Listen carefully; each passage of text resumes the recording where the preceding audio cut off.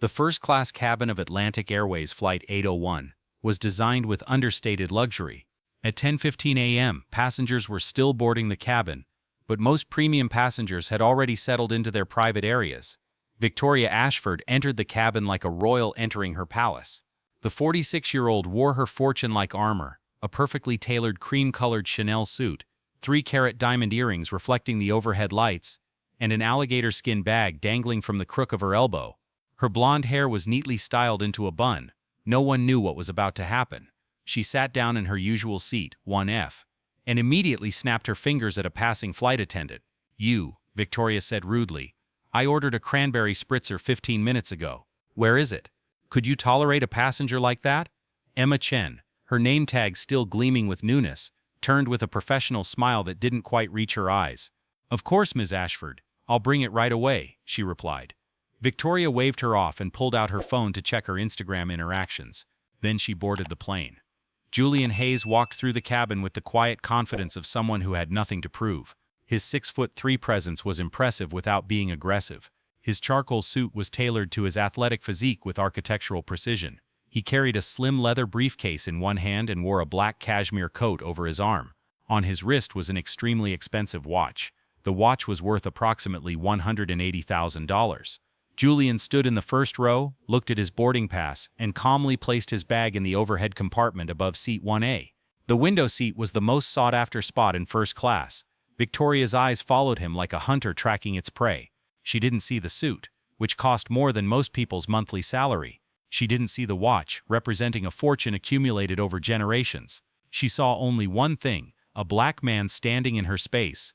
"Excuse me," said Victoria, her voice sharp enough to cut through the ambient music.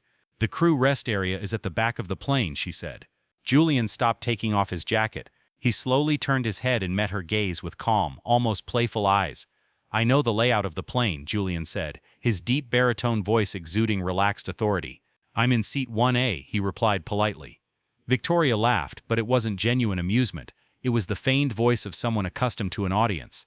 She looked around, searching for witnesses to validate her anger. "Really?" said Victoria, her tone dismissive. "They upgraded you from economy class? How generous of them, but it ruins the privilege we pay for here," she continued, further belittling him. Julian didn't respond immediately. He carefully hung up his jacket, smoothed the front of his suit, and sat down.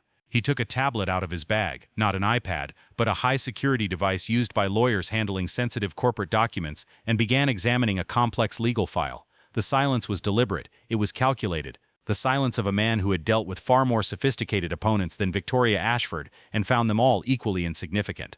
Deep down he could guess what was about to happen, but Victoria wasn't used to being ignored. The silence felt like disrespect, and disrespect demanded correction. Emma returned with a cranberry spritzer, non-alcoholic, sparkling water mixed with cranberry juice, according to FAA pre-flight service regulations, and placed it on Victoria's tray. "Emma," Victoria said loudly, "you'd better check that gentleman's boarding pass again. I think there's a mix-up with his ticket. This cabin is reserved for our premium members," she said. Her real purpose was simply to get him away from her. It also satisfied her ego. Emma's professional smile stretched almost imperceptibly. She had been warned about these types of passengers during her training, but experiencing it firsthand was different. "Miss Ashford," Emma said carefully, "Mr. Hayes is a Platinum Elite member of Atlantic Airways. He is seated in his correctly assigned seat," she replied clearly. "Hayes?" Victoria repeated, as if she had tasted something sour. "What kind of name is that?" "Probably made up. Probably a stage name or something," she continued her disparagement. Julian stopped writing. He placed the tablet on his lap and turned to face Victoria completely. His movement was unhurried, almost icy in its precision. "My name," said Julian, "is Julian Hayes. I am a senior partner at Hayes & Morrison, a corporate litigation law firm in Manhattan. And I suggest you enjoy your drink and your flight, Miss Ashford. It's 7 hours to London. It would be a shame to spend that time feeling anxious," he added, using the stern language of the law. Victoria blinked, momentarily surprised by his manner of speaking and his self-assured demeanor. She had expected stammering, defensiveness, perhaps even intimidation. Instead, she encountered a man who spoke as if he owned the plane. "Corporate litigation," Victoria said with a mocking smile. "How impressive. I'm sure that means you're very good with paperwork. My husband actually runs companies." "Richard Ashford? Perhaps you've heard of Ashford Industries," she asked. Julian's expression didn't change, but something flashed behind his eyes. Recognition, calculation, and perhaps a dark amusement. I know Ashford Industries, Julian said simply. Victoria took this as confirmation. Then you understand the difference between those who do the work and those who talk about it. Richard builds things. He creates jobs. He changes industries. She sipped her drink triumphantly.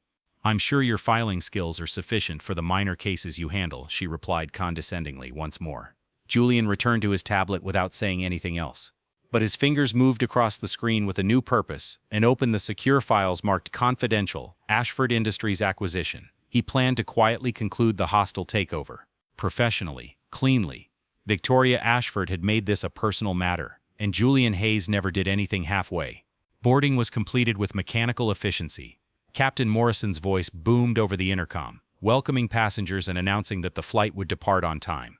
The cabin doors slammed shut. Victoria had ordered her second cranberry spritzer, still non-alcoholic, though she had asked Emma twice, "Are you sure there's no vodka in this?" Taking on the role of the cabin's self-appointed social director, she was loudly commenting on the weather, the aircraft model, and her plans in London. Julian, meanwhile, had connected to the plane's satellite Wi-Fi before takeoff. The connection fee for unlimited data was $49.99, a very low price for what he wanted to accomplish. He opened his secure email client and wrote a message. To David Ross, Junior Partner. From Julian Hayes. Subject: Ashford Industries, Acceleration Protocol. Priority urgent. David, there's a change in plans. I'm currently seated next to Victoria Ashford, the target CEO's wife, on Flight 801. Her behavior reveals the character of the company we're acquiring. Accelerate the offer timeline. I want binding commitments from institutional shareholders before landing in London. Also, extract all financial information from Richard Ashford's personal accounts. If Victoria's spending habits are representative, there may be commingling of corporate and personal funds. I'll provide more details after we land, he wrote. As the Boeing 787 pulled away from the gate, Victoria shifted in her seat and looked at Julian with barely concealed discomfort. Do you always work on the plane? She asked, her tone implying that work was somehow crude. That's quite rude, you know. First class is for relaxing, he said. Julian didn't look up from his screen. Productivity relaxes me, he replied, short and to the point. Victoria asked angrily. Some of us have lives outside of work. I'm going to London Fashion Week, Burberry's front row. Do you know what that means? It means you'll be sitting in a chair watching people walk by, Julian replied, still focused on his tablet. Congratulations, he added. Victoria's face flushed. She wasn't used to being rejected, especially by someone she considered beneath her. The plane accelerated down the runway. Passengers pressed into their seats. The nose of the plane lifted, and New York City disappeared below. At 10,000 feet, the seatbelt sign turned off. Emma Chen began first-class service, rolling through the cabin with a cart of beverages. She offered Julian lemon mineral water, and Julian nodded politely in acceptance. And you, Ms. Ashford? Emma asked. I'll have cranberry juice, said Victoria. And is there any reason we can't have regular drinks right now? I want something with real alcohol in it. Emma's smile remained professional. Of course, we have a fully stocked bar. Would you like a cocktail? She asked. Finally, Victoria murmured, yes, cranberry and vodka, the best quality, of course. Emma prepared the drink, though noticeably weaker than Victoria had preferred, and placed it on the tray table. Victoria took a long sip, then another. The alcohol released something inside her that she had barely been able to control before. She turned her attention back to Julian. Well, she said, her words beginning to slur slightly. Julian Hayes. What kind of cases does your small firm handle? Slip and fall? Workers' compensation? She asked a flurry of questions. Julian carefully placed his tablet on the table. Turning to him, Victoria saw something in his expression for the first time that made her stomach churn. We specialize in corporate acquisitions, Julian said. Hostile takeovers, in particular. We represent investment groups that acquire distressed companies, restructure their debt, and liquidate underperforming assets, he said, implying something. He paused for a moment, waiting for his words to sink in. We're very good at what we do, he said. Victoria gave a forced laugh. Well, in that case, all these failures must keep you quite busy. Fortunately, my husband's company is very successful. In fact, we are in talks about a partnership with a company. Richard says it's the best deal in 10 years, she replied. She didn't know that the person she was partnering with was the person sitting across from her. Julian's smile was small and cold, not reaching his eyes. How nice for Richard, he said. The plane hit some turbulence. It wasn't severe, just a slight jolt that shook the cabin. Despite Emma's attempts to calm her, Victoria, who was drinking her third cranberry vodka, wasn't prepared for the movement. She swayed to the left and the glass swung dangerously. What happened next would be discussed by Victoria later, but it was confirmed by 14 witnesses and 3 camera angles.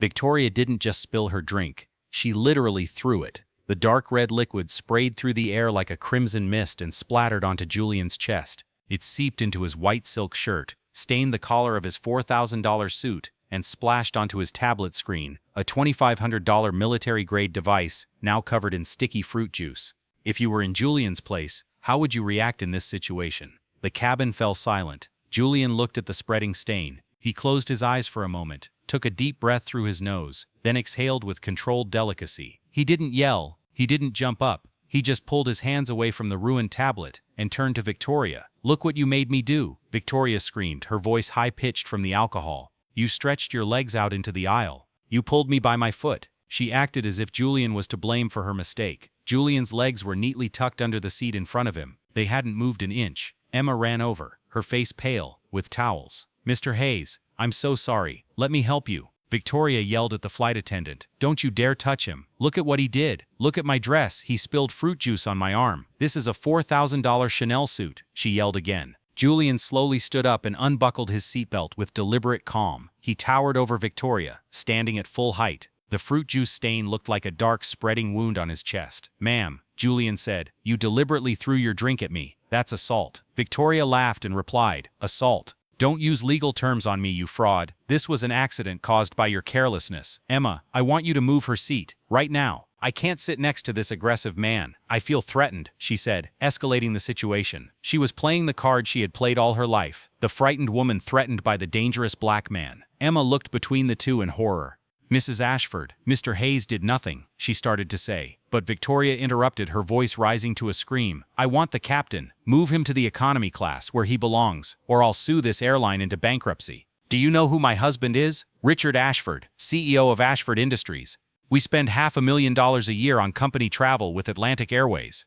She wanted to cause an even bigger scene now. At the mention of this name, Julian's eyes flashed with cold recognition. "Richard Ashford," Julian repeated. "How interesting," Victoria said sarcastically. "Yes, interesting." Encouraged by what she thought was fear in Julian's hesitation, she continued. "Richard would eliminate people like you before breakfast. So take your little bag and return to economy class before I have you arrested after the plane lands." Julian reached into his pocket and pulled out a crisp white handkerchief. With an almost relaxed motion, he wiped his shirt. "Miss Ashford," he said quietly, "I'll give you some free legal advice. Stop talking, now. Don't say another word for the rest of the flight," he replied somewhat sternly. Victoria leaned forward, her face flushed with alcohol and anger. "Or what? Are you going to sue me? For what? You're probably flying on miles you've accumulated over a year. No one will believe me over you. My word against yours," she continued to taunt. Victoria was very sure of herself, but there was a lot she didn't know. With a cruel, triumphant smile, she said, "And look at yourself. You're just someone hired for diversity, wearing a stolen suit." Julian stared at her silently for a long time. Then his expression changed, not to anger, but to something far more dangerous.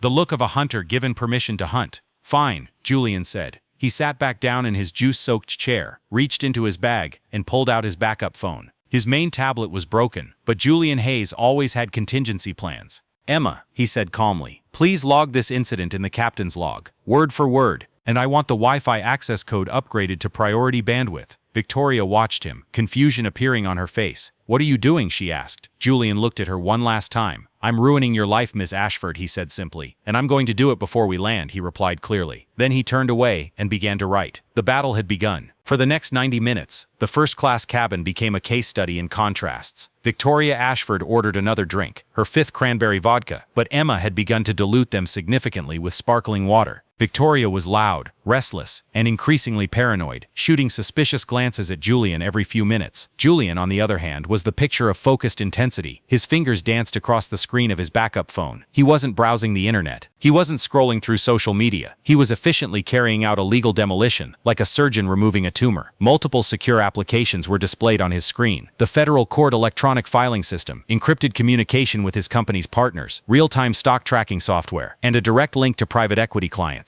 He sent a secure message to David Ross. "David, status update. The target CEO's wife committed assault and property damage in front of witnesses. I have 14 witnesses, the flight attendant's documents, and an audio recording of racist slurs. This isn't just a personal matter, it's leverage. Accelerate the Ashford Industries tender. Contact corporate shareholders.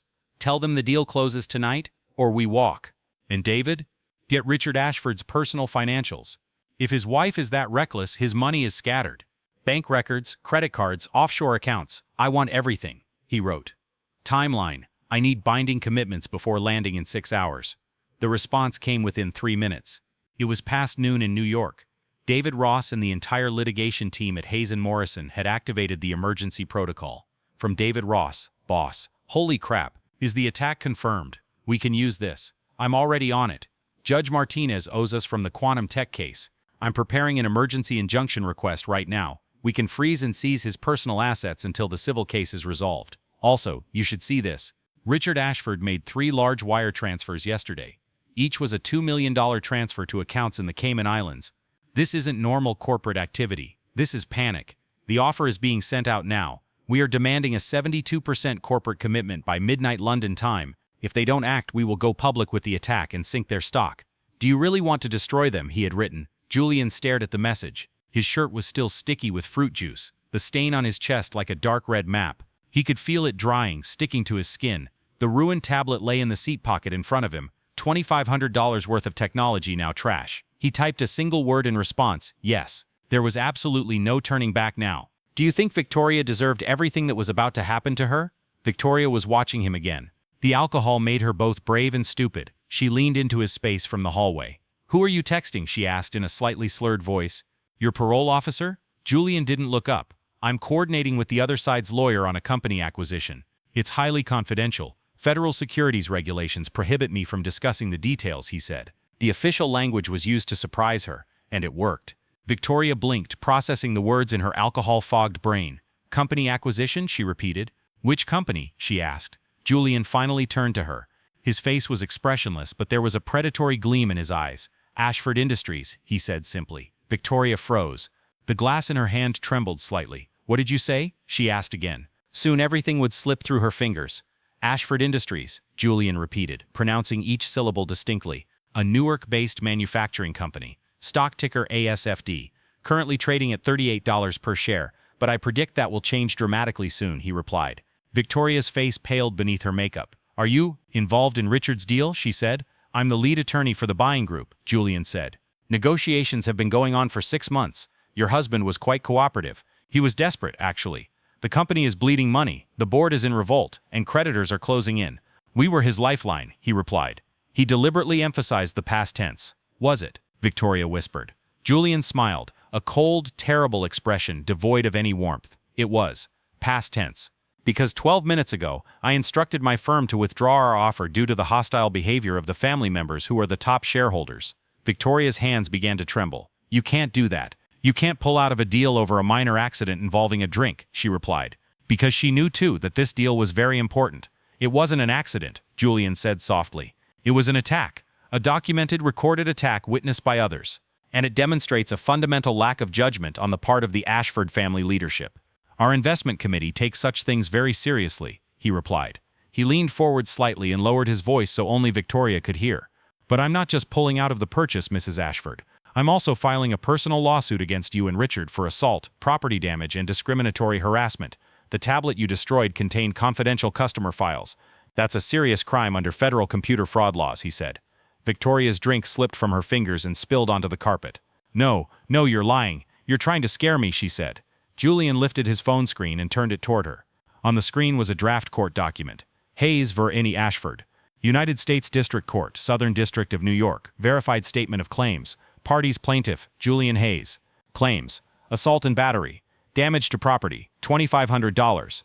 Violation of civil rights. Intentional causing of emotional distress. Damages sought, $8,000. Victoria stared at the screen, opening and closing her mouth without making a sound. $8 million? She finally shouted. For a drink? She asked. For discriminatory conduct, Julian corrected. The drink is just evidence. The real harm stems from your systematic devaluation of my dignity based on race. Your statements are on record. Hiring for diversity. Stolen suit. Probation officer. Each one is a clear violation of civil rights law, he said. Victoria seemed to already understand what was coming. There was a big problem. She pulled the phone back and continued typing. But this is just a civil case, Julian continued casually. I'll also file a complaint with the FBI. Interference with the flight crew, assault on an aircraft. And because we were in international airspace, this falls under federal maritime law. You could face federal charges, he added. Victoria lunged forward and tried to grab the phone. Give it to me. You can't do that, she continued to rant. Emma immediately appeared and stepped between them. Miss Ashford, sit down immediately, or I'll call the captain, she said. He's blackmailing me, Victoria screamed, pointing at Julian with a trembling finger.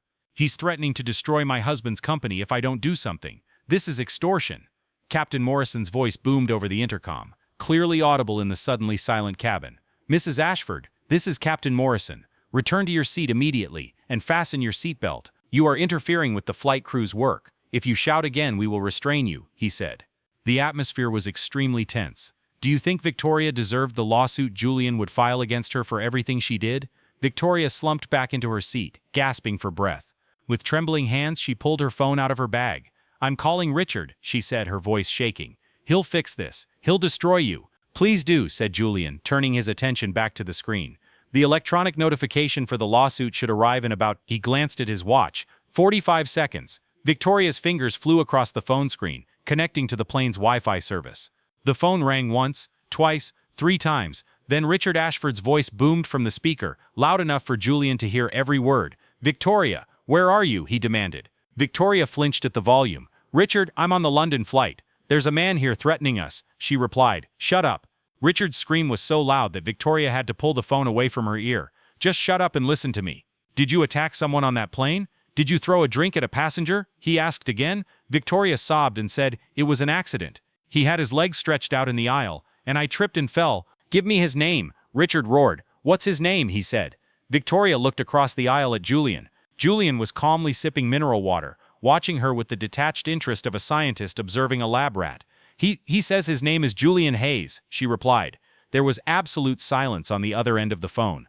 A long, heavy, suffocating silence. When Richard spoke again, his voice was almost a whisper, the kind of whisper that comes just before a complete mental breakdown. Julian Hayes. You threw a drink at Julian Hayes, he said. Yes, but Richard, he's being terrible. He says he's pulling out of the deal and suing us for millions of dollars. And she continued. But Richard whispered, you idiot, his words dripping with venom. You are a complete, utter, absolute idiot, he said. Victoria said, Richard, do you know what you've done? He asked. Richard was shouting again, his voice cracking. Julian Hayes is Manhattan's most feared corporate lawyer. He's not just handling our acquisition. He is the acquisition. Without him, there is no deal, he said. Victoria's face turned pale. But he's just a lawyer. You said lawyers work for you, Richard. You said, she stammered. I lied, Richard shouted. I lied to make you feel better because you're too stupid to understand how things really work. Hayes and Morrison controls $4 billion in private equity. They were buying Ashford Industries to save us from bankruptcy. And you threw a drink at the man holding our financial lifeline, he replied sharply and clearly. Tears streamed down Victoria's face, ruining her carefully applied makeup.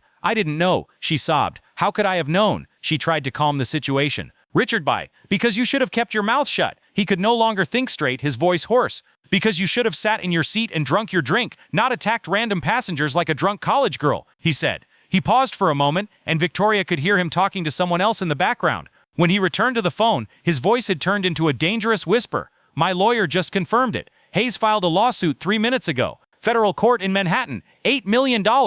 And Victoria? He also filed an emergency request to freeze our personal bank accounts until the case is resolved. Victoria's world was turned upside down. What? He can't do that, she cried. But there was no remedy. The lawsuit had been filed. Not only would she pay for her mistake, but everyone else would too. He can and he did, said Richard. Judge Martinez granted the request 10 minutes ago. Our credit cards are frozen. Our bank accounts are frozen. The house, the cars, the club memberships. Everything is frozen. We have nothing left. Victoria held her breath. But the company, she asked. The company is gone, Richard shouted. Institutional investors have pulled out. The stock is plummeting. We've lost 40% of our value in the last hour. The board called an emergency meeting to remove me as CEO. It's over, Victoria. Everything we built is gone. Because you couldn't control yourself for 7 hours on that plane. Victoria dropped the phone. It hit the floor, Richard's voice still screaming through the speaker, until Emma gently picked up the phone and ended the call. Julian set his fizzy drink on the table and stood up. He walked down the aisle and crouched down so his eyes were level with Victoria's. Victoria was now crying uncontrollably. Miss Ashford, Julian said softly, his voice almost gentle, which made it even more frightening. When you looked at me as I boarded this plane, you didn't see a human being. You saw a threat. You saw someone who didn't belong in your space. And you decided to put me in my place, he said. Julian's real goal was to teach her a big lesson.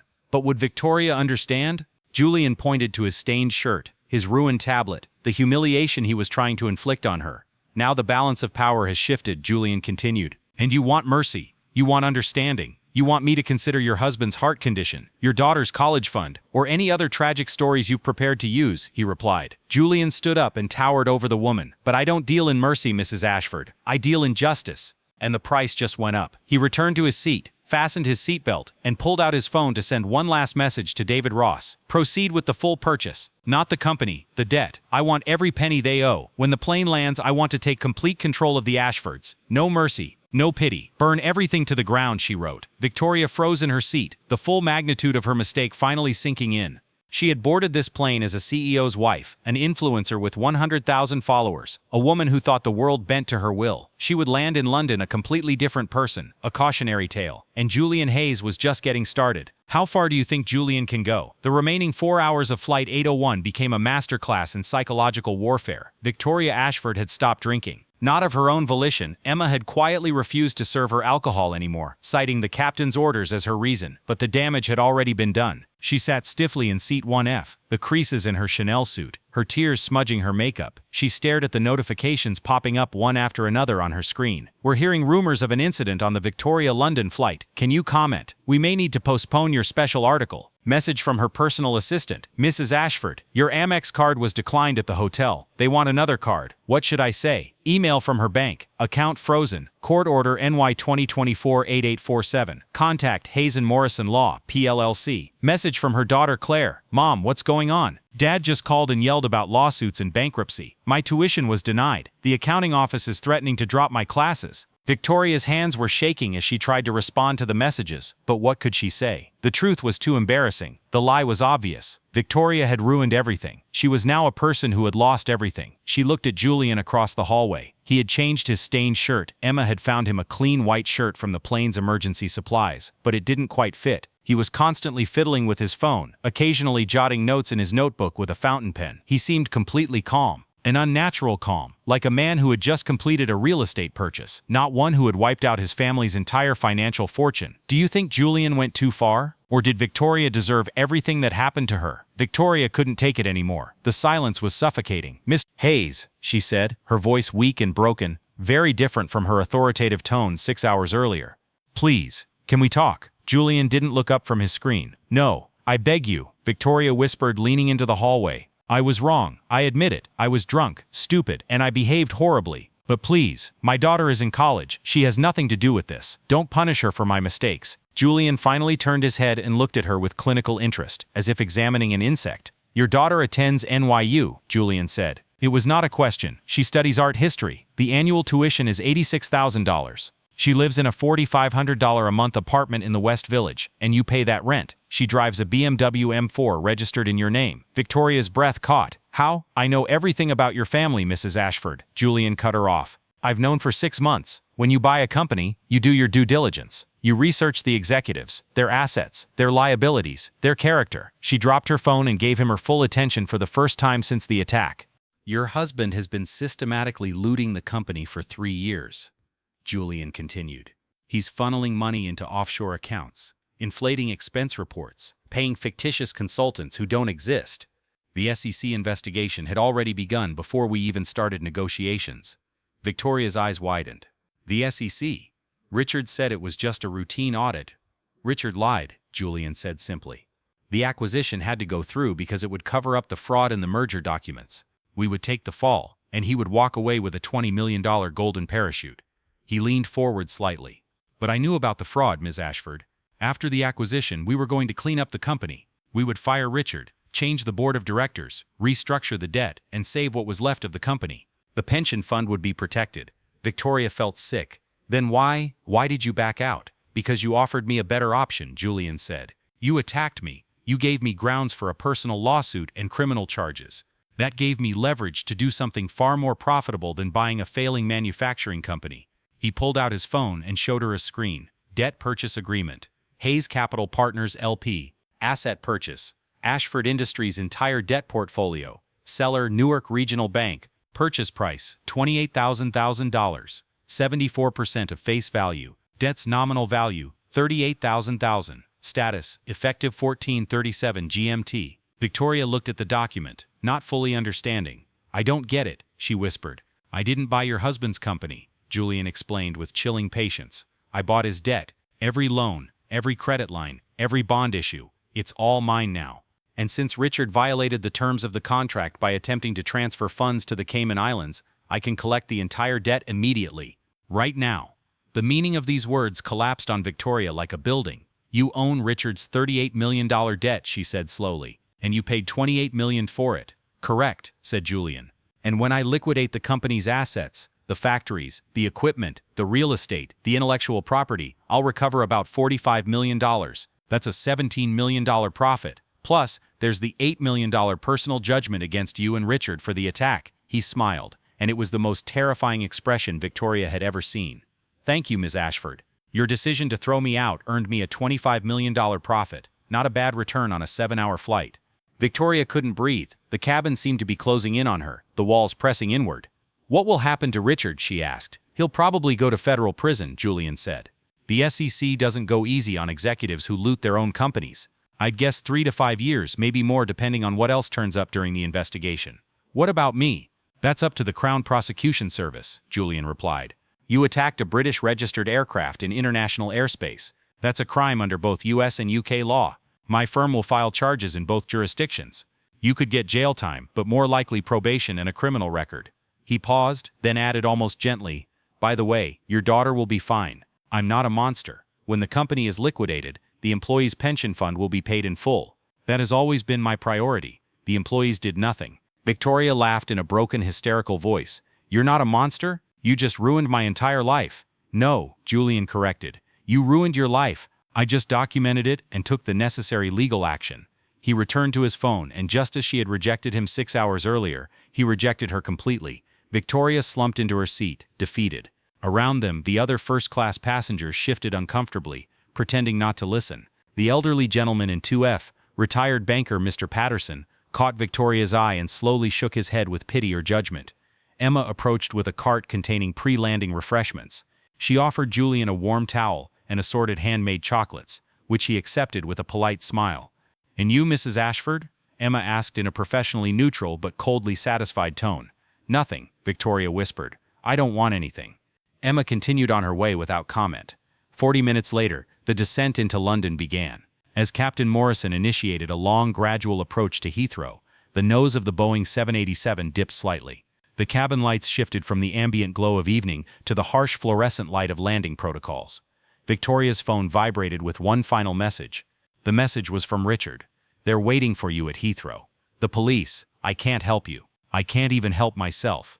My lawyer told me not to contact you anymore. It's over, Victoria. Officially. The divorce papers will be filed tomorrow. You're on your own now.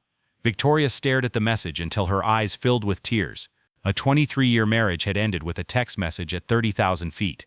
Out the window, she watched the gray clouds of England rushing toward them. Somewhere below, the police were waiting. Reporters had probably been tipped off. These things always leaked. Her face would be on the evening news. Her Instagram followers would turn their backs on her. His friends would disappear. Everything that made up his identity, money, status, connections, was evaporating like morning mist. The landing gear deployed with a heavy mechanical thud echoing through the cabin. The plane shook slightly as the wheels touched down. Ladies and gentlemen, this is Captain Morrison, the pilot's voice crackled over the speakers. We are beginning our final approach to London Heathrow. Please fasten your seatbelts securely, and return your seats and trays to their fully upright position. Victoria tried to fasten her seatbelt with trembling hands. Her mouth was dry. Her heart was beating so fast she could feel it in her temples. The plane descended through thick clouds, rain pelting the windows. Through the gray clouds, Victoria could see the lights of London spread out below. Millions of lights, millions of people, none of whom cared about her problems. Julian gathered his belongings with methodical precision. He put his spare phone in his bag, neatly coiled the charging cables, and smoothed out the borrowed shirt. The wheels touched down on the runway with a jarring thud. The thrust reversers engaged with a deafening roar, and the massive plane shuddered as it slowed. Rain streaked horizontally across the windows, blurring the lights of the terminal buildings. But they weren't heading for the terminal. The plane slowed, turned, and began to move away from the main terminal. Victoria watched from her window as the plane headed for a distant part of the airport, an area she had never seen in all her years of flying first class, a secluded parking area. No jet bridge, just rain-soaked concrete and flickering blue lights. 3 police cars were waiting. Not 1, not 2, but 3, and a black minibus with Metropolitan Police written on the side. Victoria's breath became shallow and rapid. She was hyperventilating. "God," she whispered. "God, God." The plane came to a complete stop. The engines fell silent. The cabin was in a deadly silence, broken only by the sound of rain hitting the fuselage.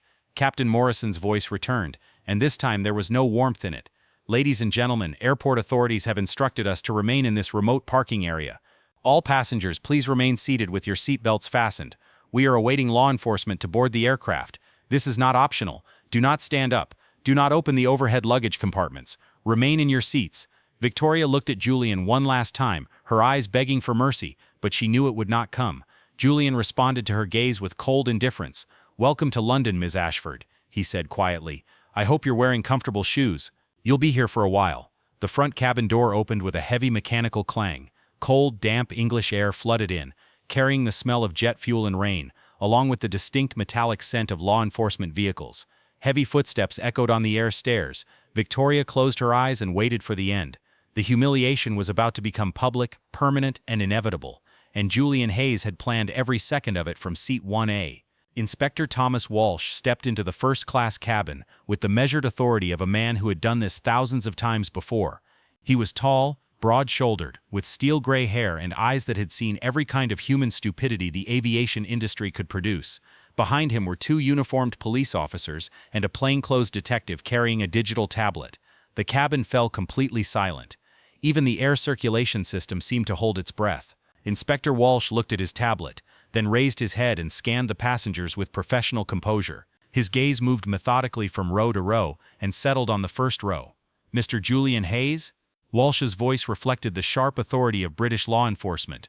Julian rose politely, remaining in place and nodding respectfully. "That's me, Inspector. Sir, we have your company's electronic file and Captain Morrison's incident report. We also have sworn statements regarding the assault and property damage. Were you injured?" "I was not injured," Julian replied calmly. "However, I cannot say the same for my tablet and suit." "Understood, sir. We need an official statement, but you may leave the plane after the suspect is taken into custody." Walsh turned with military precision. His eyes locked onto Victoria Ashford in seat 1F. The cabin temperature seemed to drop 10 degrees. "Miss Victoria Ashford." It was not a question. It was a statement. Victoria's voice came out as a broken whisper. "Yes." Inspector Walsh took 3 steps forward and stopped right next to her seat. He pulled a laminated card from his jacket pocket, the official warning required by British law. "Ms. Ashford, I am Inspector Thomas Walsh of the Metropolitan Police Aviation Security Division. Pursuant to the 2016 Air Navigation Act, I am arresting you on suspicion of common assault, damage to property, and endangering aircraft safety." Victoria's hands went to her mouth. No, there's been a mistake." Walsh continued without wavering. "You don't have to say anything, but anything you say during questioning may be used against you in court. Everything you say can be used as evidence. Do you understand the warning I have read to you? This is madness." Victoria's voice trembled as she looked around helplessly for support. "I'm an American citizen. You can't just arrest me like this. Someone call the embassy." "You have the right to contact the American embassy," Walsh said. "That will be handled at the station. Please stand up and put your hands behind your back." Victoria froze in her seat, her white fingers gripping the armrests tightly. "I'm not standing up," she said, her voice rising to a shrill pitch. "This is a mistake. That man," she pointed at Julian, "attacked me. He threatened me. He harassed me throughout the flight." Emma Chen stepped forward, the traces of the tense young flight attendant from 7 hours ago now gone from her face. She held the official incident log in her hand, her voice steady and clear. "Inspector, that is not true. Ms. Ashford has been verbally and physically aggressive since boarding the aircraft. She threw a drink at Mr. Hayes and damaged his personal belongings. She used numerous discriminatory remarks that I recorded in real time. She threatened crew members and refused legal instructions." Emma turned directly to Victoria, her professionalism giving way to a harsher demeanor. "I recorded every word you said, Ms. Ashford. Every insult, every threat, every moment of cruelty. It's all documented, time-stamped. 14 passengers witnessed it." Victoria's face turned bright red. You're just a flight attendant. You're nobody. Your lawyers are currently trying to prevent your husband's arrest," the plainclothes detective interrupted. She was a woman in her 40s, with sharp features and even sharper eyes. "I'm Detective Sergeant Morrison, Financial Crimes Division. We are coordinating with the U.S. Securities and Exchange Commission regarding Richard Ashford's activities. He is currently being held at Terminal 5. Victoria's world was turned upside down. "Richard is here? At the airport?" "He arrived 2 hours ago on your company's jet," Detective Morrison said.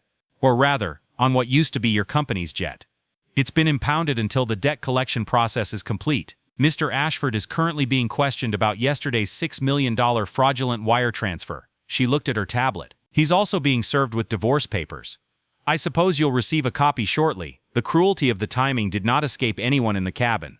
Victoria's entire world was collapsing in real time, in front of everyone, in front of the cameras she could see through the windows. The news crews had somehow obtained information about the exact time and place of arrival. Inspector Walsh's patience ran out. He nodded to the two officers. "Take her out." The officers moved with their usual efficiency. The first grabbed Victoria's right wrist, while the second positioned himself to prevent any resistance. Victoria let out a high-pitched, animalistic scream in sheer panic and tried to pull away. "Get your hands off me. Do you know who I am? My husband, Richard Ashford. He's a CEO. He'll take your jobs. The metal cuffs clicked shut with a sound that echoed in the quiet cabin. Click, click. Victoria was pulled to her feet. Part of her Chanel suit oddly twisted. One of her expensive high heels caught on the seat and snapped completely. She resisted, trying to plant her feet on the floor, but the officers were professional. They pushed her down the corridor with ruthless force. "Mr. Hayes," Victoria shouted, turning her head toward him as they dragged her past his seat. "Mr. Hayes, please. I'm sorry. I'll do anything you want. I'll apologize publicly. I'll pay for everything. Please tell them to stop." Julian slowly stood up. He took his ruined tablet from the seat pocket and showed her the cracked screen, the sticky residue of cranberry juice visible. "Miss Ashford," he said quietly, but all the passengers in the first 3 rows could hear him perfectly. "When you threw that drink, you didn't just destroy a piece of technology. You tried to destroy my honor. You tried to remind me that in your world, people like me don't belong in places like this." He stepped into the aisle and stopped the officers. "You wanted my attention. You demanded it for 7 hours. You got angry when I ignored you, because you think everyone around you, especially people you consider inferior, should show you interest and respect." Julian approached, and Victoria truly flinched. "Now you have my full attention," he said, "and you've caught the attention of the Metropolitan Police, the U.S. Securities and Exchange Commission, the Federal Bureau of Investigation, and the Crown Prosecution Service." He gestured toward the cabin door, where rain and camera flashes created a stroboscopic effect in the darkness. "Enjoy your 15 minutes of fame, Ms. Ashford, because that's all you've got left. Take her away," Inspector Walsh ordered. Victoria was dragged down the aisle under the gaze of the passengers she had tried to impress hours earlier. Mr. Patterson in 2F shook his head slowly in disgust. The young couple in the 3rd row raised their phones, recording every second. A businessman in 4A muttered it was time loud enough for everyone to hear. Victoria's sobs echoed through the cabin as she was led to the door. Her makeup was smudged, black mascara running down her face. Her $4,000 outfit was wrinkled and stained. One shoe was missing. Her Hermes bag, once a source of pride, now looked like an absurd accessory in a tragedy. At the cabin door, she tried one last time to resist, stomping her remaining heel on the floor in an attempt to get away from the officers. "I'm calling the ambassador," she shouted in the rain. "I'm calling the president. You can't do this to me. I'm American." "Me too," said Julian behind her, his voice clearly drowning out the rain and sirens. How strange. Victoria was led down the rain-soaked stairs by the officers. The cameras went wild. Dozens of flashes, the whir of motors, the shouts of reporters. "Miss Ashford, did you assault a passenger?" "Victoria, is it true your husband's company went bankrupt?" "Miss Ashford, sources say you made racist slurs. Will you comment?" She was pushed into the back of the police van, the doors slamming shut with a hollow metallic clang like a prison cell. Inspector Walsh returned to the cabin, raindrops dripping from his coat. He approached Julian with a respectful demeanor. "Mr. Hayes, we need you to come to the station to give a formal statement. It won't take more than an hour. Our car is ready." "Of course," said Julian. He put on the expensive cashmere coat he had carefully stored away while Victoria ruined his shirt and grabbed his briefcase. "I'll be free afterward, right? I have a meeting in town tomorrow morning." "Of course, sir. This is just a formality." Walsh paused, then added quietly, "I've been in law enforcement for 26 years. Throughout my career, I've seen people like him. They think the rules don't apply to them. Thank you for proving them wrong." Julian nodded once, then turned to Emma Chen, who stood by the kitchen, looking tired but vindicated. "Emma," he said, pulling a business card from his wallet, You handled yourself with exceptional professionalism today. If you ever decide to leave the aviation industry, Hayes and Morrison is always looking for cool-headed, courageous people like you." Emma took the card with trembling hands, her eyes filling with tears. "Thank you, Mr. Hayes. Thank you so much. I've been dealing with passengers like this for 3 years, and no one ever stood up to them. Bullying thrives on silence," Julian said. "I was just the person who decided to raise my voice today." He grabbed his bag and walked toward the cabin door. Captain Morrison stepped out of the cockpit and shook his hand.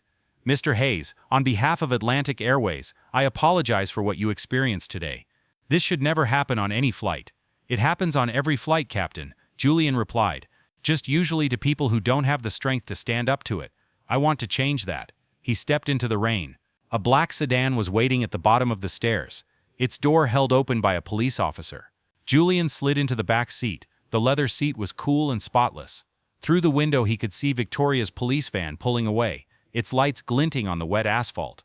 Somewhere in Terminal 5, Richard Ashford was learning that his wife's attack had cost him everything he'd built over the past 20 years. Julian pulled out his phone. He had 17 new messages, but only one was important. It was from David Ross. "Boss, you won't believe this. Victoria's arrest is trending on Twitter. First-class karma is the most talked about topic in the US. Her Instagram account is flooded with comments. She lost 40,000 followers in the last hour. Also, the company's liquidation papers are ready. By Monday morning, we'll have full control of Ashford Industries' assets. The pension fund is safe. The employees are safe. And the SEC just confirmed they're initiating criminal proceedings against Richard. They found evidence of $12 million in fraudulent transfers, not $6 million. You didn't just win, boss. You destroyed them." Julian wrote a short reply. "Good. Schedule a press conference for Monday. I want to explain why this is about more than just a couple's rights. It's about a systematic change in how we treat people in shared spaces. Also, send Emma Chen an official letter of commendation. And send her a $5,000 bonus. She earned it." As the sedan pulled away from the airport and merged into London traffic, Julian allowed himself a moment of satisfaction, not because he had destroyed the Ashfords, though they had destroyed themselves, but because he had sent a message that would reverberate through corporate boardrooms and first-class cabins worldwide. Honor was not up for negotiation, respect was not optional, and the results when they finally came were definitive. The incident that would be known in legal journals as the Ashford case was just beginning, but Julian Hayes had already moved on to his next case. The world was full of bullies, and Julian had a lot of work to do. 3 months after the crash of Flight 801, the reverberations of what the media dubbed the first-class incident were still being felt by American companies and the aviation industry.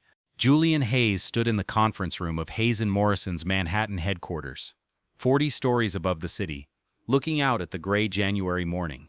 Behind him, a silent news segment played on a wall-mounted television. The caption below the screen read, "Ashford's sentence to be announced today. Former CEO faces 8 years in prison for fraud." David Ross entered the room with 2 cups of coffee and a thick file. "Ashford's sentence will be announced in 2 hours, David said, placing Julian's coffee on the conference table. "The media has already set up camp outside the courthouse. They're waiting for Victoria to make a statement." Julian turned from the window and accepted the coffee with a thank you. "Is she really going to show up?" "Her lawyer says yes. Apparently she wants to apologize to the public." David's tone reflected deep skepticism. "But since she's already been found guilty and punished in England, I don't know what apologizing here will accomplish." Julian sat down and opened the file. It contained the final liquidation documents for Ashford Industries. The company, which once employed 1,200 people and had annual revenues of $200 million, had been systematically liquidated, its assets sold, and its debts paid off. But the employees had been protected. Julian had made sure of that. "Pension fund?" Julian asked. "Fully funded," David confirmed. "Every eligible employee received their full retirement benefits. We also negotiated compensation packages exceeding the legal minimum. Most of the production staff were hired by the company that purchased the factory equipment." Julian nodded with satisfaction. "What about the fraud compensation?" "The SEC seized $8.4 million from Richard's offshore accounts. That money is being distributed to defrauded investors. With the liquidation of assets, everyone except the Ashfords will be compensated for their losses."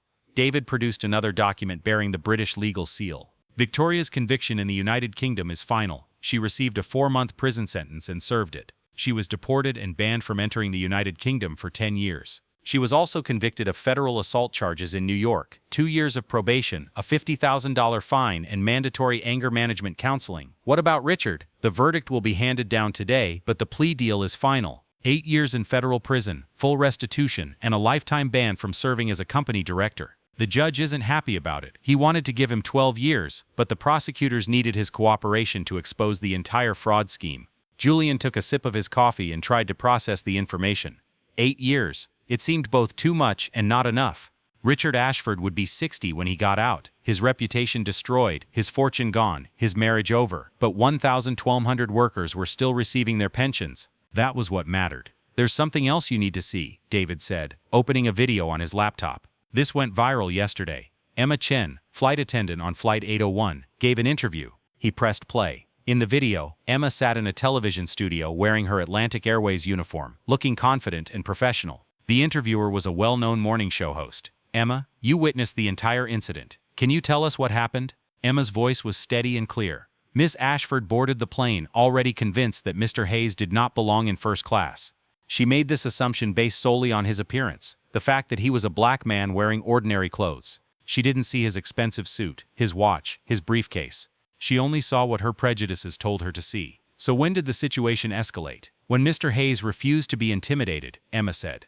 Mr. Hayes sat in his assigned seat, minding his own business and working on his tablet. Miss Ashford couldn't accept that. She saw Mr. Hayes's calm and confident demeanor as a challenge to her authority, so she deliberately spilled her drink on Mr. Hayes. The interviewer leaned forward. Did you document everything? Every word, Emma confirmed. I've been a flight attendant for 3 years. I've seen this before. Passengers who think their wealth or status gives them the right to make others invisible or look down on them. Usually, these passengers face no consequences. This time was different because Mr. Hayes had the resources and knowledge to fight back. Some people found Mr. Hayes's reaction excessive, the reporter said carefully, ruining a family's entire financial future over a spilled drink. Emma's expression hardened. It wasn't about the drink, it was about a pattern of inhumane behavior that went far beyond that flight. The investigation into Richard Ashford uncovered years of corporate fraud that harmed investors and employees. Victoria's attack was the catalyst that brought all of this to light. She paused for a moment, then added with quiet intensity, Mr. Hayes didn't destroy the Ashfords.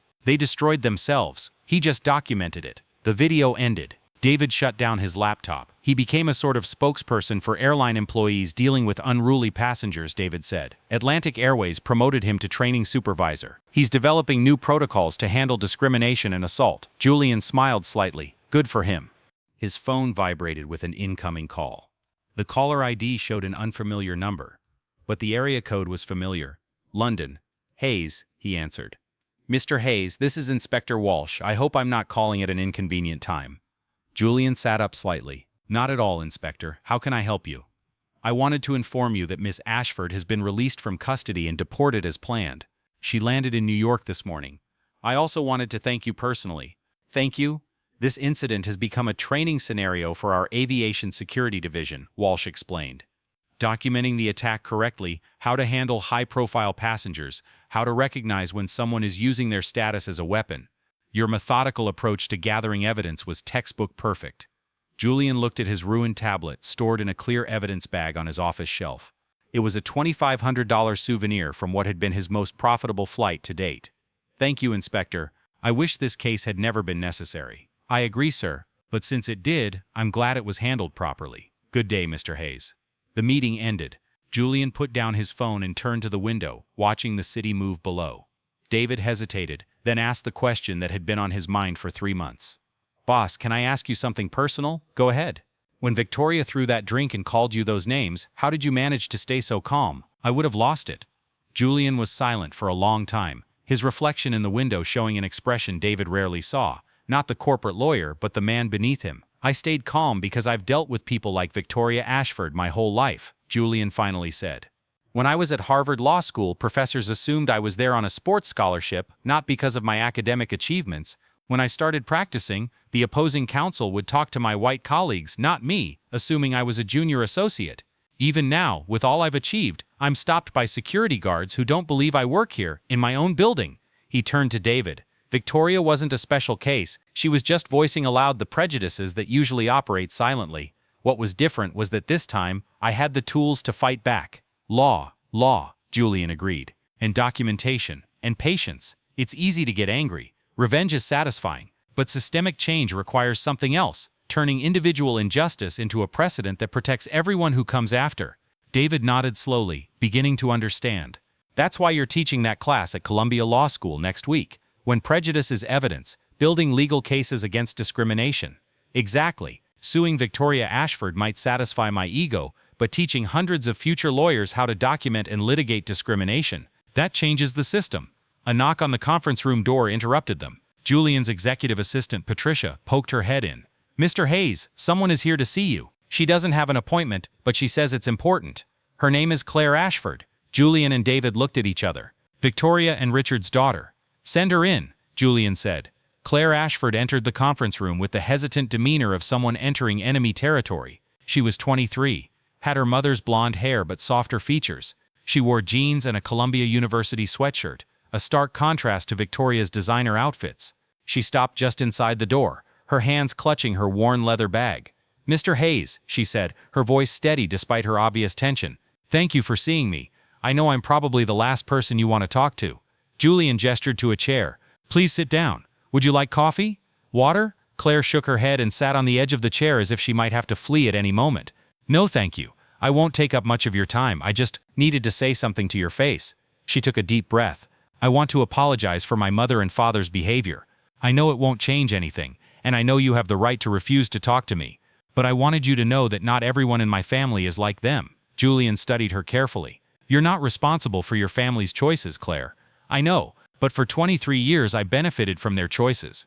Her voice trembled slightly. "I went to private schools with money my father stole. I drove a car bought with counterfeit money. I lived in ignorance while my mother treated people the way she treated you." She took an envelope out of her bag and placed it on the conference table. "When my father's assets were seized, there was $14,000 in a savings account my grandmother left me. That's the only money I have that didn't come from my family's fraud. I want to give it to you." Julian raised his eyebrows. "Claire, please," she interrupted. "I know it won't cover the cost of your tablet, your suit, or your lawyer's fees. I know this money is an insult compared to what they did to you, but it's all I have, and I want you to take it. I need to know I've done something, anything, to make this right." Julian looked at the envelope, then at the young woman who had tried so hard to distance herself from her family's sins. "Claire, I can't accept your money." Her face fell. "Mr. Hayes, please." "But," Julian continued, "I can accept the effort you've made to be better than your family." "Are you still at Columbia?" Claire nodded. "Yes. I had to take out a student loan this semester, but I'm staying in school. Art history major, business minor." "Good." Julian took out his phone and sent a quick message. "My firm has an internship program for undergraduates interested in corporate law. The hourly rate is 25 15-hours a week. It won't conflict with your classes. Are you interested?" Claire's eyes widened. "You? Are you offering me a job?" "I'm offering you an opportunity," Julian corrected. "How you choose to use it is up to you. But Claire, you need to understand something. I didn't destroy your family for revenge. I wanted them to answer for their actions according to the law. Your mother attacked me. Your father committed fraud. These are facts." He leaned forward slightly. "But you are not your family. You get to choose what kind of person you will be. If you want to learn how to use the law to protect people instead of exploiting them, I am willing to teach you." Claire's composure finally broke. Tears streamed down her face as she shook her head, unable to speak. David quietly left the room to give them privacy and returned a moment later with a box of tissues. "Thank you," Claire said finally. "I don't deserve this kindness." "Maybe you don't," Julian conceded. "But kindness isn't about deserving. It's about choosing to break the cycle of harm instead of perpetuating it." He stood up, signaling the end of the meeting. "Patricia will send you the internship documents. The start date is next Monday. Don't be late." Claire stood on shaky legs, clutching the tissue box. She paused at the door and turned back. "Mr. Hayes? What my mother did on that plane, it was terrible. I'm glad you stopped her. I'm glad she faced the consequences. But I also hope that one day she can be a better person." Julian nodded slowly. "I hope so too, Claire. I hope so too." After Claire left, David turned back with a thoughtful expression. "That was unexpected." "Life is often like that," Julian replied. "The Ashfords raised their daughter for 23 years in privilege and prejudice. Claire's choice to reject that path says something important about the capacity for change." "Do you really think Victoria can change?" Julian was silent for a moment, then went to his desk and pulled out a letter.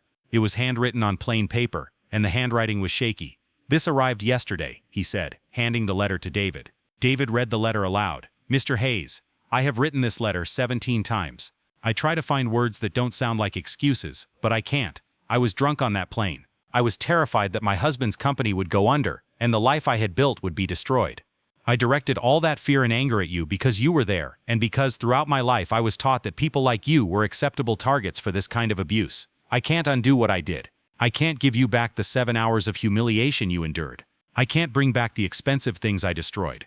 I can't erase the racist slurs I used. But I can tell you this. I understand now what I didn't understand then. I was wrong. I wasn't wrong about the drink or the couch. I was wrong about everything. I was wrong about who deserved respect. I was wrong about how power works. I was wrong about my place in the world. I spent 4 months in an English prison. I lost my marriage, my money, my friends, my reputation. I lost my daughter's trust, which hurts more than anything else, and I deserved it all. I don't expect forgiveness. I don't expect you to care that I'm sorry. But I still needed to tell you this, because you have a right to know that your response to my cruelty changed something inside me. By court order, I am receiving counseling for anger management and racial bias. I volunteer at a women's shelter in Queens. I am trying to rebuild my life as a better person than I was before. This won't erase what I did, but maybe it will stop me from doing the same thing to someone else. I'm sorry, Mr. Hayes. I will regret this for the rest of my life. Victoria Ashford. David looked up from the letter, a stunned expression on his face. Do you believe her? Julian took the letter back, folding it carefully. I think he's trying. Whether he succeeds or not is his journey, not mine. My job was to hold him accountable. What he does with that accountability is his choice. He placed the letter next to the preserved tablet in his desk drawer. 2 mementos from Flight 801, one representing the price of prejudice, the other, the possibility of redemption. The sentencing hearing is in an hour, David reminded him. Are you going? Julian shook his head. No. I said everything I needed to say in my victim impact statement. The rest is between Richard Ashford and the justice system. He put on his jacket and checked his watch. Not the Audemars Piguet he wore on flights, but the simpler Rolex he wore every day to court. I have a settlement conference in Brooklyn. A discrimination case. The crew removed a black family from the plane because they thought their boarding passes were suspicious. Sound familiar?